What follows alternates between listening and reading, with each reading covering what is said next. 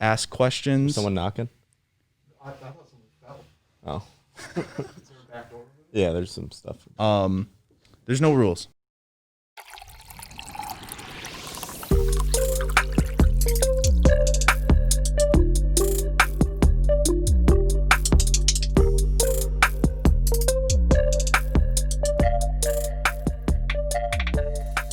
What's going on, guys? My name's Rob Riley. Calvin McChesney is behind the camera, and today we have a really special episode. You'll notice we're not in our typical set, and we are joined by the one and only Dan Tagliamonte. Hello, everyone.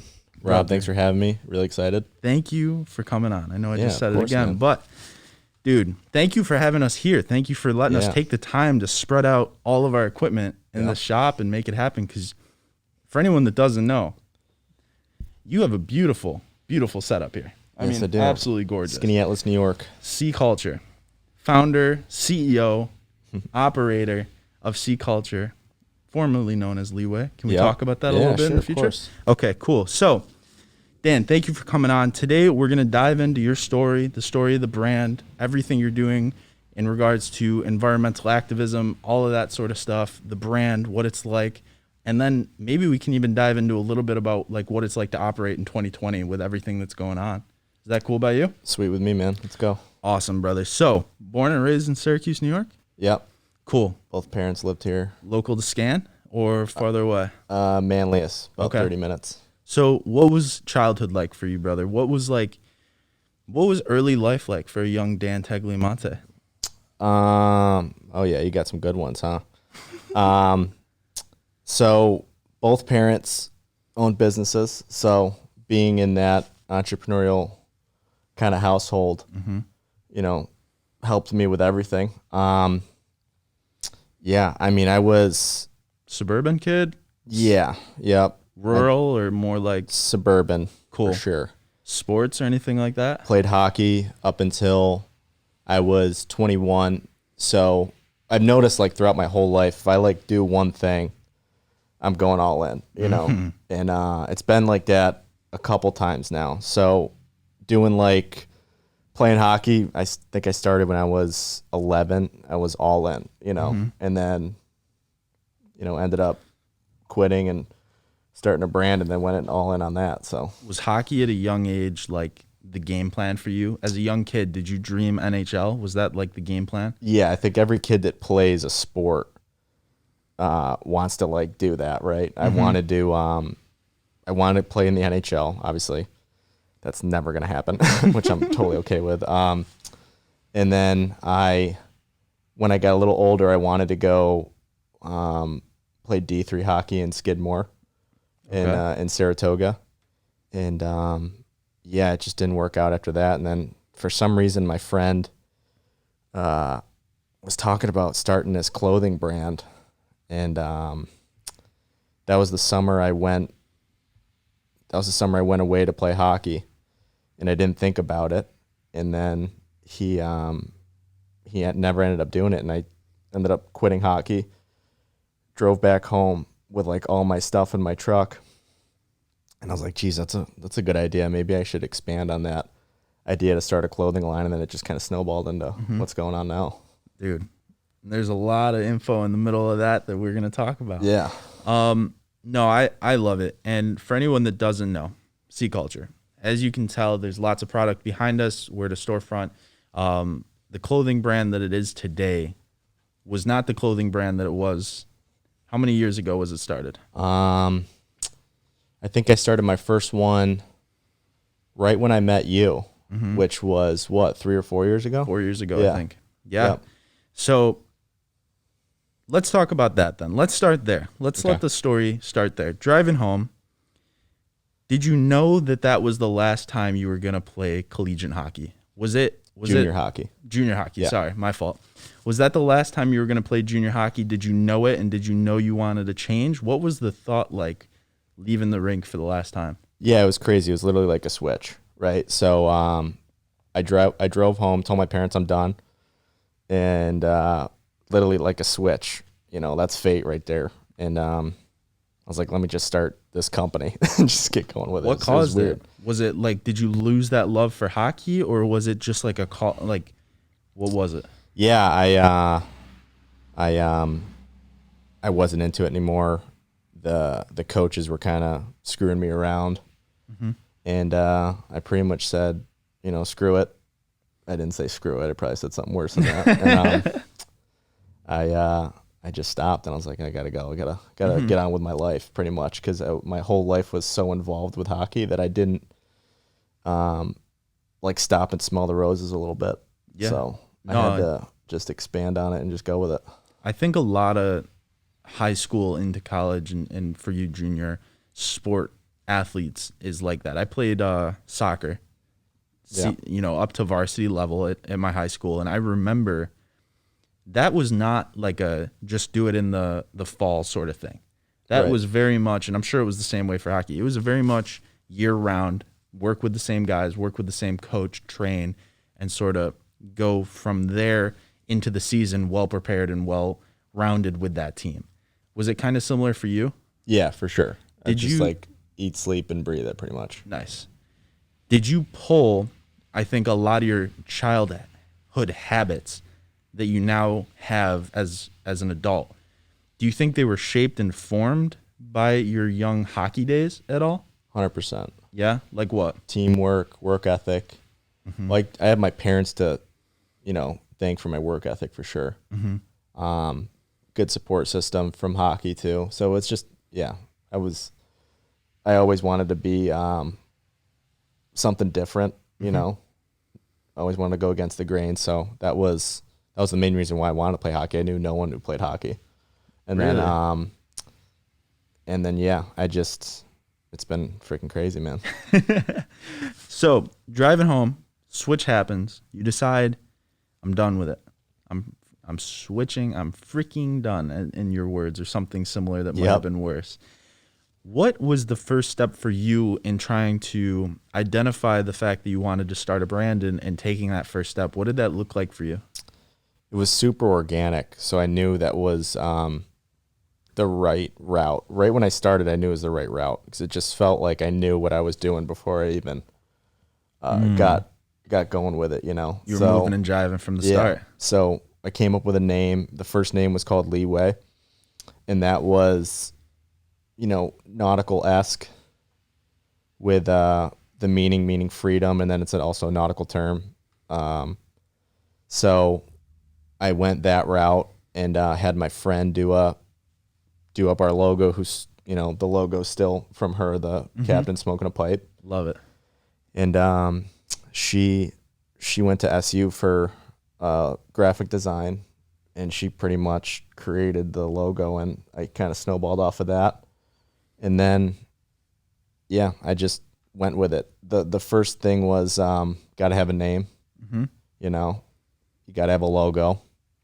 Was never into the slogan and all that shit, It wasn't a Nike or anything, so I didn't want to do that. And then, yeah, you just kind of built off of that. I had no idea what product I wanted to make at all. I was like 20, 21. I was 21 when I did it, so I didn't even know what the hell I wanted to. You I didn't even know what I knew- was wearing when I was 21. Yeah, you I didn't have just your like own shorts fashion. and a shirt. Yeah, Yeah, I dress pretty conservative. I think like I don't know. classy, Yeah, business casual. I like that. Yeah. Why did you end up going towards the nautical theme? What drew you in that direction? I just been around it my whole life. My dad's a boater.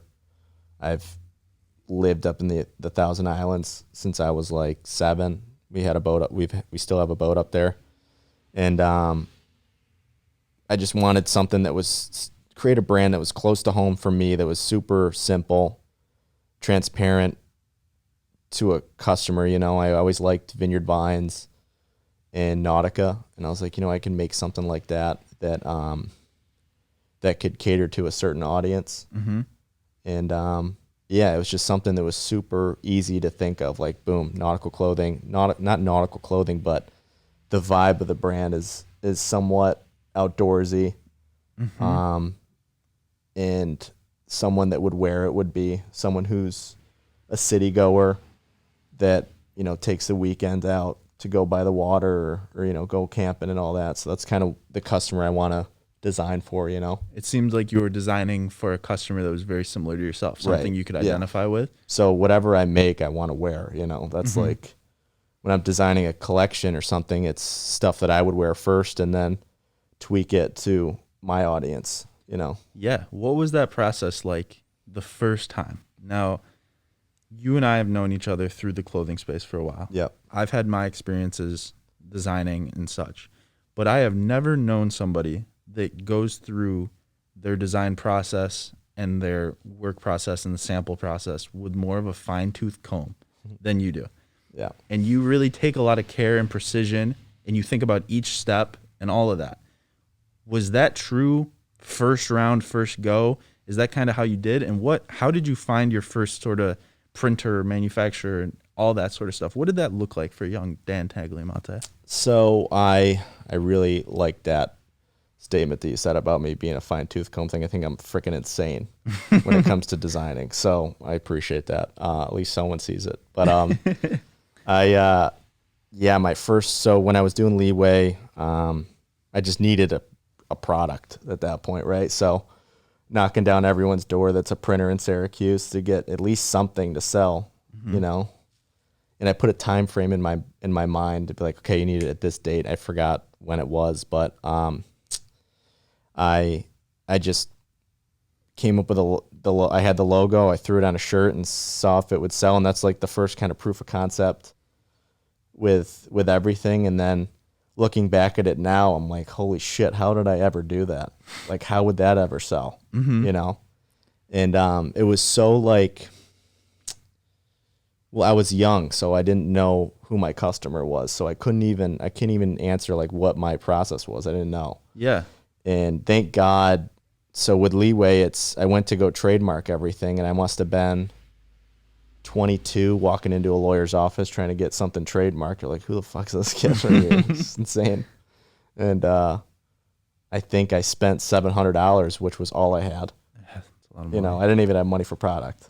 So I went and spent $700 on a trademark to get a product trademark for the logo, and fought back about 7 months, and then the lawyer was like, hey, there's this company called Lee Jeans. I was like, Lee Jeans? The Lee Jeans? Right. And they're like, yeah, you can't use it in this space because they'll come after you and send you cease and desist. I'm like, oh God, all right, well then. You're losing that battle. Yeah. There's no way around that. Clothing brand is done. What else do I got to do? I thought like, I'm done. Okay, well, I'm going to go back to college or something. And then, you know, I was driving again. That's pretty crazy. Like thinking about it now, like I'm getting ideas. Most of my life-changing ideas is driving somewhere. Really? Yeah. And I drove back to my house. I don't know where I was going. I was like, what if I name this thing called Sea Culture? Keep the logo and go this really cool fine-tooth comb designer route, which I've always liked. And it just kind of worked out. Dude, that's fascinating. No, I remember Leeway, and I remember seeing it around and noticing it because of how cool the logo was. Simple, clean, but how well executed everything was. And then we got to know each other. You did some work for me. Yes, I did. I think that's actually how we became friends and got to know one I another. know how we met. Tell me. Do you remember how we met? I'm going to say I don't. So we, This is going to be fun. remember the sneaker thing? The sneaker show. There's this show called the Sneaker Fest. 518. Yes. And someone contacted me for it, or I contacted someone about getting a booth there. It was in Albany. I'm like, okay, this is my first ever trade show, you know, quote unquote trade show. And I followed your company, Suburban Specialty. And I told the guy, I'll go, let me sit next to this guy. I'm going to at least, you know, get a contact out of this 2.5 hour drive. And I ended up sitting next to you. We ended up hitting it off. And that was kind of it. And then we just kind of knew each other ever since. Holy shit. I didn't remember that. Yeah. That was, I think, my first or second sneaker fest as well. And Yeah. I used to love those things because in my heart, I think I got the blood of a salesman. Yeah. You know what I mean? So those were a lot of fun because that's like me and my element. Yeah, so I it's could just straight sit selling right there. straight Yeah. up, and you are denied 1,000 Oh times. my God. And by the end of that day, every year I would go. We did like 4 of them, I think. Yeah. And every year, by the end of it, literally my voice was gone. Right. Completely shot. We'd go to like Panera in Albany before hiking all the clothes back. And I just couldn't talk. I'd have no voice because I'm literally sitting at the booth. Every single person that would walk by, I go, hey, how are you? And they deny me. Just deny me. Just walk by. Just walk by. Trade shows, man. Dude, that honestly, I think shaped me. It's crazy you bring up the 518 Sneaker Fest because that stuff is a hard way of life. That is brutal. Like getting denied like that over and over and over. And knowing if you just sit down, guess what? You're not going to sell anything. You're just going to be negative on the day. Those were tough. I think I made $100 there, and I'm like, holy shit, I'm rolling in it. Dude, we used to do, oh my God, those were the days. Yeah. The whole team would go up at the 518 Sneaker Fest, and we'd all just we just try to move as much product as possible. And if we did a couple $100, we were stoked. You brought all your friends. You brought the I remember team. you brought all your guys, right? Mm-hmm. And I was sitting next to you, and it was just fucking me with like hats on a table. Dude, and I I'm remember over there trying to sell something. And I remember how, because I'm just a naturally competitive dude. So I was like, we're blowing this fucker out of the water. And that's just like me. That's just like, bro, I'm just naturally competitive. I can't help it. Oh, yeah. And I remember, yeah, dude, I remember seeing your stuff for the first time. Mm. That's crazy. I do want to go back, though. I want to talk about something that you said. You mentioned that you didn't know what you were doing, so you just kind of started, and you just kind of did whatever you could do. Yeah. And I think that's something that's really valuable for anyone who's thinking about starting something.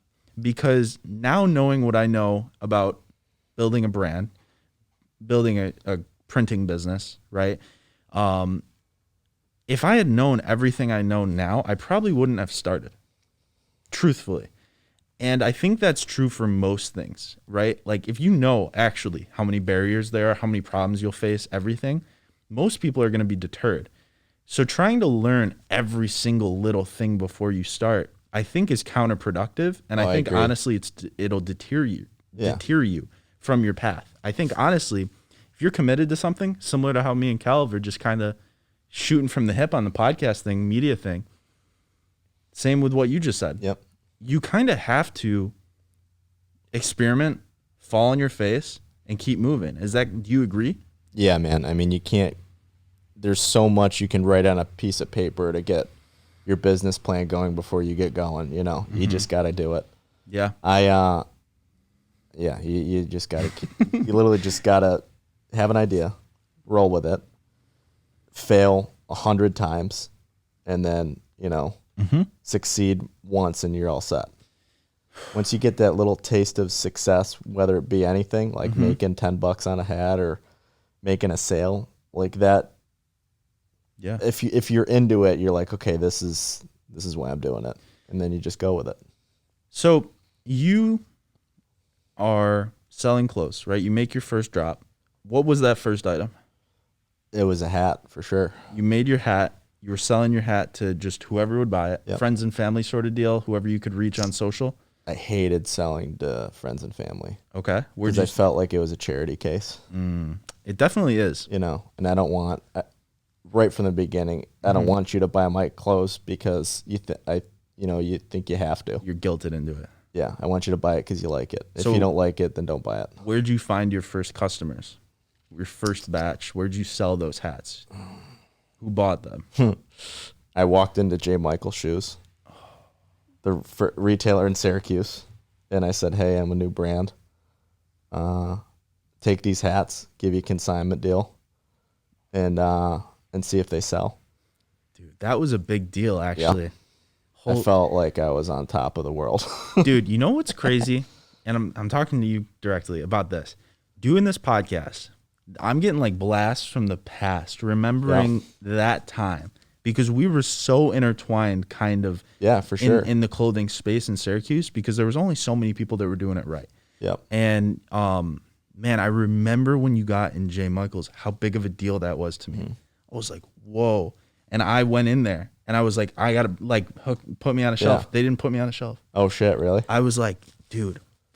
I was showing some leg. I bet that's probably what got me going in there. Dude, you were like, you crushed it.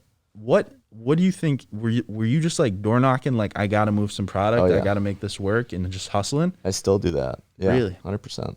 So what was the thought with that store? Why did you go in that store, and did you try other stores before that and get denied, or was it a first shot, got lucky and made it happen? Well, if I remember right, I think my mom told me, hey, you should look into J. Michael's. I feel like they got, Vineyard Vines or whatever. This was when I had leeway. This is when I first started. Yeah. And I always wanted to be next to the brands that I thought I would be, close to, right? Just to see, like, hey, does this sells next to a Patagonia shirt, okay, then we're working, right? And so I walked up, showed them what I had, and they're like, okay, we'll give it a shot. They like didn't even know. They're like, who cares? It's product for us, and it's 50-50 deal. Yeah. And I think I made 3 or 4 people go in there in like a 3-week period to buy them, and I just paid them to buy it because I wanted them to know that it was selling. And then they didn't buy it. I don't think they ever bought anything from me wholesale, but they always got consignment. And I just kept rolling with them, and then it just ended up slowing down. And then that's when I started pivoting to the new brand. Dude, what a crazy way to just like hustle though. Like you were really bootstrapping it. Yeah. You were bootstrapping it like, all right, I'm going to get my shit in a store, and then I'm going to pay people because I want the stuff to move, as well as the natural customers, just to be like, these people are going to make it work. They'll buy more product, having that inventory flow, all that sort of stuff. I did that next door too. Really? There's a store called Kate and Sally. 2 doors down, they ended up buying, that was my second store. They ended up buying hats wholesale. And I think I had like an ex-girlfriend. I texted her. I was like, hey, can you go in there? I'll pay you right now. Buy a hat, make it look like my stuff's selling. And then she ended up doing it, I think. Dude, that's so inspiring. You got to do that stuff. You got to not be proud. How do you tell people that have too much of a pride to do that? Is like, what do you say? It's an instinct, I think. Yeah. You were just naturally brought up, like you said, around the business. Well, my dad, both my parents, I give so much credit to. Like they shaped everything, like this, my work ethic. And my dad I remember hearing something from my mom. She's like, your father, he's a home builder. My mom's a hairdresser. My dad's a home builder. They both own businesses. And my mom would say, hey, your dad will take any job. She goes, whether it's building a mansion or remodeling a kitchen, he'll take any job. You can never say no to a job. And I took that to heart, and I'm like, you just can't be proud. She's like, you can't be proud at all. You got to suck up your pride and, do what other people won't do. And that's, going up to a store and selling shit or, I don't do that anymore. At that point, I'm past. Sure. I don't think I'm past it, but You've evolved. Yeah, I think I evolved a little bit more, which is nice. I don't like, whoring myself out to stores anymore. But it's just like the trade show life. Learn, yeah. It's like that trade show life. You think you had a lot of that hustle. I mean, dude, it's fascinating to me because you saw so much adversity for your company and your brand. 100%, man. So much adversity. And then having to throw away the brand that you had built, right? You still had the logo, but the name is, at least to me, I think it's so important. Yep. Right? Like, until you become Nike or McDonald's and the swoosh and the arches mean something, well, you're building that brand. That name still needs to be associated with it. It still needs to be associated with the sailor and the cap with the pipe. And when you had to change your name, did you ever think like, this is over, I'm done? Like, I know you mentioned a little bit about it, but was there a thought of like, I'm giving up, I'm going to something else? Yeah, for sure. Tell me about it. What were the emotions? That was dark.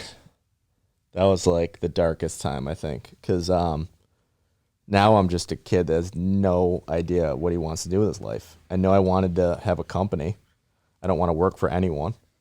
I'm a terrible employee. I know that, and yeah, it was super dark, and I don't know what brought me out of it. I think I just prayed my ass off. Did you have any social pressures that like you were like, I should be doing like something with my life at this point? Like, I know you didn't you drop out of school to like pursue this as well? Yeah, I never had any social pressure. I went to OCC, community college, for a little bit, and I didn't like what I was getting taught. I was like, Because most of it's bullshit. yeah, because like this isn't doing much for me. How do I start a business? I'm going to business school at OCC. How do I start a business? And I wasn't getting the answer.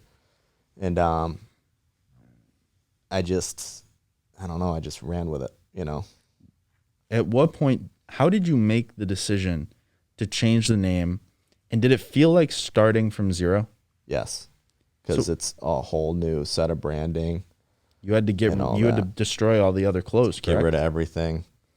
And That was all your investments and everything in that, I had right? a ton of inventory too. Yeah. So But, like, how do you even mentally, how old were you at that point? This was 3 years ago. So 22.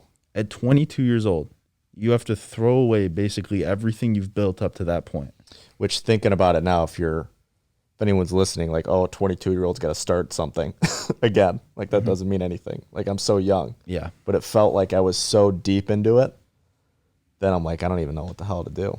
Dude, I'm 22 right now. Yeah. And for me to think about, starting over, Right. and I've had to do it in a different way, through like just businesses changing.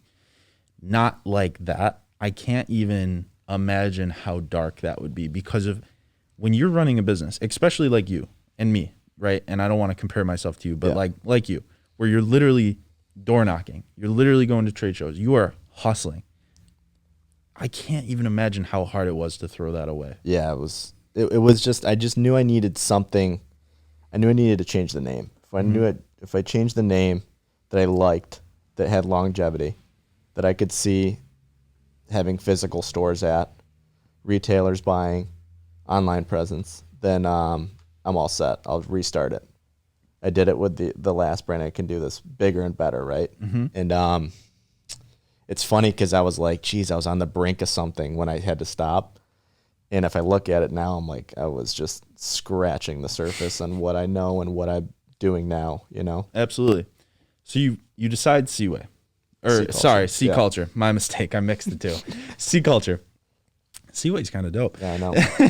I looked into that actually. Yeah, I believe it. Sea Culture. And you start to pivot, you start to make new clothes. How did you decide, what was the starting process like? Was it very similar to the start? What did you change and what did you learn from having to start over again? Well, I knew the first brand was all like printed clothes on t-shirts, and I knew I wanted to create a refined brand around fabric, sustainability, and tailoring and craftsmanship, right? So I'm such a fabric snob, and I care so much about textiles that was like, that's going to be the differentiator between me and a different brand, is the hand feel of a product and the story behind each product and the craftsmanship behind the textile making process and the mill process. So I literally just like shut everything off for like 2 years, right? And just dove deep into textiles and pattern making and designing. How'd you learn that stuff? What kind of stuff did you do to learn? I didn't go to school for it, so I learned on the job pretty much. If I can draw a parallel to learning how to make a tech pack for a product, a spec sheet, pattern making, it would be close to doing a blueprint on a house. And seeing that at a young age, my dad on his desk with this huge books rifling through a blueprint on a house. I was like, and I see myself doing it now with a product. It's pretty crazy, right? So I had to learn everything about that. And I work with really good factories. So it's a back and forth with factories, trusting a factory that you're getting what you're getting, sourcing everything. I source absolutely everything, right? So What's that mean? so these swim trunks, I'll tell you the story on these. Behind me, we have some swim trunks that we did a collaboration with this charity called Sea Shepherd. Sourcing is finding the products. You're like a chef, right? And you got to find all these ingredients and then you make it. But I have someone make it. I have factories make it. So I source fabrics from different parts of the world. Like these swim trunks are made in Italy. The fabric's made in Italy, and it's recycled nylon. So the company Sea Shepherd actually donated all of their fishing nets that they found in the ocean to this factory in Italy to be broken down and turned into recycled nylon. So that's just like a little bit of what I like looking for, right? Mm-hmm. And you just kind of source. So, I find companies that do coconut buttons and Carozzo nut buttons. So that's a sustainable thing with that. And then the trims and the fabric, it's crazy. When in the whole process of developing the brand, did you decide that sustainability was something you wanted to pursue? And how did you even go about starting that process of sourcing sustainable materials? It was the thought of doing a sustainable line was so like organic, so easy to think of because of how toxic the garment industry is. Toxic as hell, right? Mm-hmm. Trims getting thrown away and tens of thousands of, pounds of trims that are cut up and thrown in landfills, and synthetic fabrics getting made every day. Factory work, how, sewers and factory guys are getting treated. So that was something I wanted to at least touch on when I started. And I just went full tilt on it, Yeah. I wanted to know how everything's made, know exactly where the fabric's getting made, know that the people that are cutting and sewing my garments are getting paid right. So I think that thought process made me a little bit different, Mm-hmm. especially in my hometown. I mean, no one was doing that in my hometown, No, absolutely not. Absolutely not. And I'll tell you something that really surprised me, at least from my experience. Sourcing your own materials, having it manufactured, eco-friendly, all independently of one another are extremely expensive to do. Yeah. Extremely. You're doing it all in the same product. Right. All three of those things. How the hell were you able to, as a young entrepreneur with not much buying power, no economies of scale, find manufacturers that were willing to take you on and do these things and take that first step? Because it's extremely impressive. It really is. Well, there's a lot of risk taken on new brands like that, right? You have so much ideas. And from a factory standpoint, all I care about is X's and O's, right? Units and money. So I went to New York, went to all these factory trade shows at the Javits Center and found all my factory guys. And those are people that come from every part of the world, go to New York and do those events. So I think I was there for 3 days, and I think my mom told me about it, and I'm like, that's a good idea. I gotta at least make the trip. If I'm gonna invest my whole life into this, I gotta start investing in good factory work and finding good textiles. So I went to New York and met with all these factories. Shout out to the snowplow I going know, by right? at the moment. Jeez. You can obviously hear that. You can hear everything out here. These walls are so thin. But I went to New York and met all these factories and told them, hey, listen, these are small units, but if you work with me now, I'm going to give you the bigger units then, right? And that's kind of how you have to work with them, right? You can't promise them 1,000-piece units right off the gate. You're never going to do that. I don't have the backing for it. So I told them I was being transparent with them, and starting off with transparency with a factory is the best way to go, Building those relationships. Yeah, and I have great relationships with my factories, and that's the biggest thing that I wrote down. I remember writing stuff down on a whiteboard on what I needed to accomplish. And strong factory relationship is one of the things. And then on my 5-year plan, opening up a retail store. So that was nice to check off too. I like that. I want to talk about that in 1 second because this place is beautiful. I mean, you executed a retail store so well. But Thank you. I'm going to wait 1 second. Well, I just want to tell one story. Yeah. When I was switching Suburban from just screen printed products, which was Suburban, for anyone that's listening, was my clothing brand when I, back in the day. And when I tried to find manufacturing, I called manufacturers. I didn't go to like a convention. I called some manufacturers in the States. Either I got laughed off the phone or I got just not called back, right? So for the listeners, I want everyone to understand how impressive it is and because what he's saying is not a small feat. Building relationships with these people and doing it on right now, a small scale, right? Yep. Eventually going to scale up and working towards it every day. But you are a hustler, Dan Tagliamonte. Like that is genuinely really impressive. I don't think you can appreciate generally the amount of salesmanship you have to do to build those relationships and find those people and just hustle for that. I think it's extremely impressive. And I think it's a lot of work that most people aren't willing to do because it's a pain in the ass. Well, that's the thing. I'm so, like, failure isn't an option, right? When I was starting this. Mm-hmm.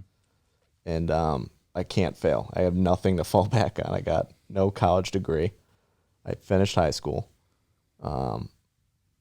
Like, that's it, right? Mm-hmm. So either I'm starting a business or I'm working for someone. And I'd rather start a business and make my own way. Yeah. And have someone tell me what to do. I love it. And, yeah, it's just, if you love something, you know this. Mm-hmm. If you love something so much, if you want to do it so bad, it comes so easy that I'm not even thinking about, like, the hustle that you say. It's just coming easy because you need to do it, you know? Oh, I love it. I love it. And it's something that's really authentic and you feel it in the brand. And that's why I started this whole thing with the amount of detail and care that goes into these garments is unlike anything on this scale. It's usually almost impossible to do this sort of stuff at a smaller scale, right? At the level that you are doing it. And I think it's incredible. And I think the fact that you're not making any excuses and you're saying, like, look, we're going to be sustainable. We're going to make a good impact. We're going to create high-end goods is really impressive. And then in the scope of all of that, you decided to start a retail spot. And I know you said it was on your board, but it surprises me because most people say retail's dead, retail's dying. You chose to go into retail and build this awesome retail space here and build this all out. And why did you choose to go into retail and have a storefront and have a base, whereas most people are saying e-com is the absolute only way? I love that question. That's my favorite question because I believe in retail so much, and I hate this word experience. Everyone uses that word, but it's all about the brand experience, right? Oh, so you don't get that with an online shop. Of course, we have an online shop. Our online shop's great, but to feel the brand, to come into our shop, have a conversation. Right now, you're talking to the owner at the shop right now, right? I'm the only one working here. I don't have an employee yet for the shop, so you get a chance to talk to me, and I can talk your face off about each piece of clothing here. If you're a customer walking in. You can have your own little interview. Right. You can come in. So you come into this space and, you feel the brand. That's the biggest thing is you need to have, and that's what retail does for you, right? So there's that intimacy with a retail shop, I like to think, right? Everything in here is handpicked. The whole store is designed. You built out a lot of this stuff, right? So tell us about that process.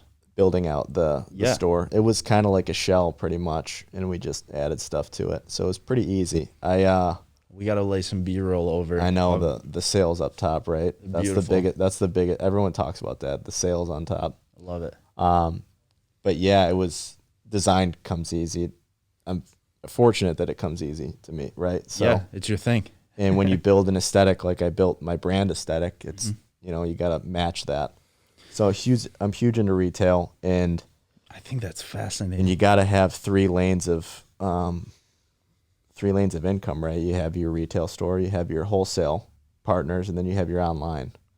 So You think retail's here to stay? oh yeah, for And sure. what do Even you after COVID. What do you say to people who think e-com's the only way to go? Well, I mean, there's brands out there that make it. You think of Bonobos. Oh God, I think Mizzen in Maine menswear store. They started online. Untuckit, I think they had a retail store first. They have like a flagship in New York. Yeah, well, they got like I think 1,000 now. Oh, really? But they started online. I mean, it's definitely possible. Yeah. I just want to go. I always liked the retail store route, and I didn't know. I mean, I didn't know I was going to be having a retail store this quick. But you just got to pivot, right? When Absolutely. a door, like you got to walk through the doors that are open at this point. Doing it and doing it well. I mean, this place is beautiful. Thank you. What did you learn going through this process that you wish you knew at the beginning of starting a retail location? Well, one, it's all about location. I mean, I'm crushed that. fortunate that our location's great, right? Yeah, best location. And it's incredible. two, it's about customer service. This is I never worked retail before. So this is my first experience working actual physical retail. So customer service is huge. I think I'm at that point where if I look back now, it's exactly how it was supposed to happen learning wise. As much as I thought of, and as much as I had in my brain getting the keys to this shop is perfect because I learned throughout the way, and I created what this is now. So I don't even know what I could give advice to myself a year ago. What I could give, I don't know. I mean, that is ride the advice. wave, I guess. Yeah, I don't know. no, that's super. I love it. I think that's something I'm learning more and more, and it's something that's throughout your story is very consistent. You're like, look, I'm on a mission. I'm gonna make it happen no matter what. And so what if I don't know how to do it now? I'll figure it out halfway through it. Yeah. And I think that attitude's rare. And I think that attitude is something that's almost necessary when you're trying to do something as audacious as starting a brand from the ground up. Do you agree? Oh, for sure. Yeah. 100%. I love it. When you were building the brand and you started this location and you were moving and you were jiving, was there any real hardship that you ran into? Any real barriers? And maybe this is a great segment to talk about your experience dealing with COVID and trying to do retail through COVID. I think the first thing is like not having the capital to do something like this, right? I mean, this whole brand is self-funded, which is up until this point. I mean, I don't know what's going to happen after that, but or after this interview, hopefully I get a couple. Would you like some investors? I'd like that. I think Yeah? that'd be cool. But yeah, it's self-funded. So the biggest thing is like how am I going to pay rent? How's rent going to happen? How am I going to pay rent? How am I going to buy product? How am I going to, live right now pretty much? So we opened this shop Black Friday last year, right? And Happy 1 year. yeah, thank you. It's been a crazy year. Yeah. Claps all around. And I didn't know what I wanted to do at all. I was like, this shop was slated for literally a 1 month pop-up shop. After that, I'm like, we're done. I just want to see if it works or not. And then like it worked out. I couldn't say no to this opportunity. And we ended up signing an extension on the lease, and then we're going to sign another extension. So the biggest thing was not being able to figure out how to pay rent, in the beginning, but it all worked out. Man, I'm sorry. Yeah, there's people talking. I was like, am I going nuts right now? Yeah.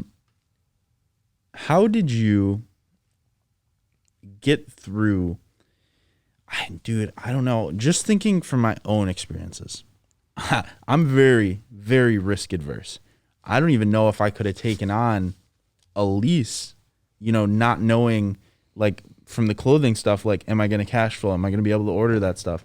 That seems like that would be a lot of mental strain. It was terrifying, dude. Mm-hmm. I was just talking to someone about this a couple days ago about my commitment issues on stuff like this. Cause like I'm super cautious, right? Mm-hmm. You get, like when you got nothing in your bank account, you got to be cautious, you know, and you got to be smart with every single dollar. Mm-hmm. You know, everything counts. So whenever I was so cautious on what was happening, and I didn't have the money to pay for it, I thought, and then I just said, screw it, let's do it. I love it. The money's going to roll in, and we got to do it, you know. And you partnered up with another company in women's here, right? wear brand, Sacred and Shaw. Yeah. So what was the thought process behind that, and how has that kind of worked out? So our story is Maria is the owner, and we met at LL Bean. I was working at LL Bean, so I nice. guess I do have some shred of retail experience. But I was working there for like a month, and they ended up saying this space was available, the shop, and I knew she had a brand, so I pushed her aside and I was like, hey, let's just do this 1 month thing and see if it works. It's men's and women's in one shop, and it ended up working, and you know, here we are. Crazy. So she already had that business. What's that working relationship like? How did you kind of figure out how to do that and share a space and manage the actual square footage and all that sort of stuff? Was it natural? It was super easy. Really? You know, she's super easy to work with. Nice. And we work together so great, you know. Seems like the brands really flow together really well. Yep. And That's I awesome. think if we were ever to expand and do another store, I think we'd have the same concept. But I want to do, I want to start spreading out retail stores, you know, across the U.S. So are you looking for a second location potentially? Yeah, somewhere Palm Beach area. What's the biggest barrier? There's a ton. So having the product for it, that's the biggest one, right? You got to spend a lot for that. Building it out and then finding the right spot and doing lease agreements and all that. I'm a one-man show, so I got to do all that shit. I was going to say, I think in my mind, if I put myself in your shoes, up to this point, you've been able to live that brand and push the brand. Yeah. So you would have to find somebody else that can really do that for you. Yeah. Can't imagine that's going to be easy. No, I've been struggling with that for a year now, trying to figure out what does a second location look like? What does the staff look like? What does the staff here look like? You know, so it's that's a learning process too. So it's cool that you're catching me during a growing pain period in the business where I'm looking for growth, and you know. Dude, I think one of the best things about this podcast is the documentation aspect to it. Yeah. Because if we could go back, if we had a discussion, dude, 4 years ago when we were thinking about doing a fashion show together, remember that? Oh my God, Rob. If we had that discussion and that plan documented on a podcast, can you imagine how cool that would be to Holy listen to crap. now? Because long story short, me and Dan were in the basement of some sketchy That place building. is still sweet. Dude, it was going to be the coolest thing ever. You remember that? Yeah. I can't believe you brought that up. Yeah. I forgot about that. The guy quoted us so much money for one Holy night, though, shit. and we just couldn't afford it. I think was literally what happened. And then it I was had no also I had no product to even show. that was the other thing is you need like 20 pieces, like Yeah. 20 fits. So that's like 40 pieces of clothing and a whole look. And we just, neither of us had I the wish capital that to do happened. it. Me too. We need to 100 work on that. Dude, I'll put together all the brands that we manage and we'll get you in there. That was and crazy. Yeah, I that'd be remember fun. that space was the best space. It was so cool. It was sketchy enough that it was like a vibe. It was awesome. 100%. So what does the next 5-year plan look like for Sea Culture? What's the big plan? Where are we going to see you? Well, I wanted to be in New York, a shop in New York. That doesn't look promising, given COVID and New York in how general. the status is the city right now. So, I'm very fortunate that we have really good retail partners that carry our line. So I want to expand on that. I want to have more of a collection for their stores. I want to add more retail stores that carry our line. So I think we're at 15 now. I want to be geez, in 5 years. 15. Yeah, I Wow. want to be at, I want to at least be over 100 in 5 years. 100 retail stores carrying our line in the U.S. Premium stores like, we have stores that carry the line that that sell like tailored suits. So I really want to be there. Yeah. So I want to have more stores like that. So the scale, it's crazy to me because the scaling plan for you is also retail. Yeah. Dude, so the whole thing is brand experience, retail, that route. Yeah. Are you looking to scale into any like online retailers, or is that just not the focus? Yeah, there's a few that I wanna touch on. I obviously want to grow online too. So I just want the 3 avenues of income: physical retail, wholesale, and online, just to be shooting to the moon. Obviously, you don't know if that's going to happen, but that's where I want. We'll make it happen. We're That's where I starting want, here. I know. That's where I want the business to go. I'd love to have a staff too, a good creative staff to work with. That's Because awesome. I'm just bouncing ideas off my head over here. You ever think about bringing on like an intern, starting that I route? was thinking about that. If anyone wants one, if anyone wants to work for me intern wise, Get some hit me school up. credits or something, maybe. Calvin wants to work. Calvin's already. Cal's workload's going to be crazy at the end of this. Calvin's gonna be here half the day, and then the other 12 hours of the day is gonna be editing podcasts. Yep. You know how crazy you would go having to listen to me and Dan? Oh my God, we're both insane. If he's talking about my my attention to detail, holy shit! I don't know what your attention to detail is like. It's not as much as you, brother. I try to be good about it, but you have another level of like, it's just your passion. It's just your care. I think it's passion. Yeah, because I care about attention to detail in some things, but not like all things. Like there's nothing in here that isn't excellent. Oh, You know that's what I mean? awesome. I appreciate that. We put out a podcast yesterday that has waves going up and down through the expo. It's all messed up. Yeah. And we were just like growing pains. Kind of just got to you do gotta it. Chalk it up to that too. And there's some shit that there's some stuff that I'll be like, you know what? I'm gonna let that go. I don't, yeah. So have you ever ordered product and had to trash it? Oh yeah, man. Tell me about I had some hoodies that had our name etched in on the end tip, the metal end tip of the drawstring, and it was a different brand name. No way. I forgot the brand name, but that was, I think I bought 250 units. I think 50 of them had that on there. So that's just shit you got to deal with, right? That's just burnt capital. I'll go. Right now, I'm designing our spring summer collection. So to look in my office, let's see what that looks like. It looks like a bomb went off. Can we get some B-roll maybe for the? Yeah, I'll give you a little. I'll pan on my phone. I'll show you actually. Cool. If you need that, Yeah, just we'll text lay me. it over. But yeah, I go wild on design, man. Love it. I need the product to like hit my standards, right? Of course. If it hits my standards, I feel like a customer is going to appreciate that. I think that's where you and I differentiated because we both were running brands. Yeah.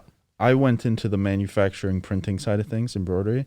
You went hard into the retail sale, the brand side of things. And we went different ways. And I think that's the difference. I have a level of precision in my craft in the manufacturing of it. Right. You know, you have a different level in the design and the thought and the ideation of it that I didn't have, that I think you need to actually be able to grow and scale a real brand. Yeah, you definitely do. Yeah. Where does that come from for you? Well, if I'm designing a collection, if you want a step-by-step like process on that, yeah, it always starts with what season am I designing for, right? Mm-hmm.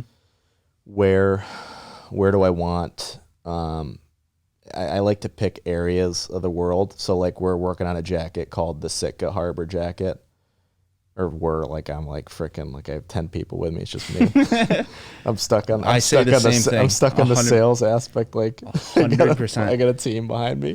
Dude. I'm designing it. Oh my God. I literally live my life as weird. Yeah. I'd be talking to family. They'd be like, "So how's your clothing brand going?" I'd be like, "Oh, we're doing good." And they'd be like, "Who's we?" And I'd be just me and the 6 people in my head trying to design something.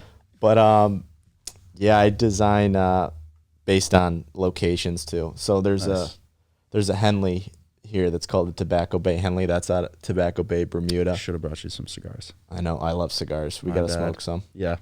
I could have a whole podcast talking about cigars. Ooh, we'll be back. Yeah, cigars and whiskey. And I got to get you connected with my boy Josh. K-Rock Josh just launched his own whiskey company. oh, really? Yeah. We'll get you I tied feel in. like I know. K-Rock Josh, weekday whiskey just Oh, dropped. yeah. I got to try some. I I'll love get you. whiskey. I'll hook it up. What were we talking about, Rob? Sorry, your design process. We went off Design track. process. My fault. Shit. Yeah, so I design based on location. So like I said, with the Tobacco Bay Henley and the Sitka Harbor Jacket, I like to find areas where I think the product would sit well at. Mm-hmm. And then it always starts with fabric, right? I always start with fabric. So Colors, that sort of stuff. colors, yeah, it's always fabric first and then colors. I got to find the right fabric to hit the product, right? And then work off a color palette after that. So it's crazy. I love that stuff. And Yeah. then the stitching, I'll get samples in that are the stitching's wrong, and I'll go freaking crazy because like I need it this way and I'm not getting it. Mm-hmm. You know, I think that's just. What did I tell you before we came? I think I told you this dude cares about each detail of his Yeah. piece more than anyone I know. It's so cool. Well, brother, is there any part in the story that we might have skipped over that you want to touch on? I don't think so. I feel like we hit everything. Cool. My big final question for you. Mm-hmm. If you could go back in time, let's say young Dan Tagliamonte, still playing hockey, maybe has an inkling of something more, wants to do something else, what would you tell the young creative that's thinking about starting a brand or has an itch to be different, do something different, and achieve a creative dream? I think I'd tell him to enjoy the ride. I think I get that a lot, right? Enjoy the ride. That's a good one. So many times during my, journey to where I'm at right now, I've had my head down, haven't thought of anything else, like completely blinders, just trying to perfect my craft. And so many times I've missed things, I think you got to enjoy the ride while you're doing it. Beautiful. My parents told me that, and I still don't do it, but I think you should try to at least, Yeah. I think that's the best way to end off. And brother, let me just say, on behalf of all of Free Coffee, we're excited to visit this pod 5 years from now when you have 100 locations. Oh, let's hope, dude. Holy it's gonna be awesome to kind of re-release this when you 100 announce. locations. I'll have gray hair by then in 5 years. Well, hopefully we're sitting in your New York apartment for the man. next one. Yeah, I'd love that. Awesome, brother. Thank you so much for letting us do this. Of course. Thank you for your time. Thanks for everything, man. I appreciate it. Absolutely. Guys, my name's Rob Riley. Kelvin McChesney is behind the camera. Dan Tagliamonte, C Culture. Peace. Thank you, guys.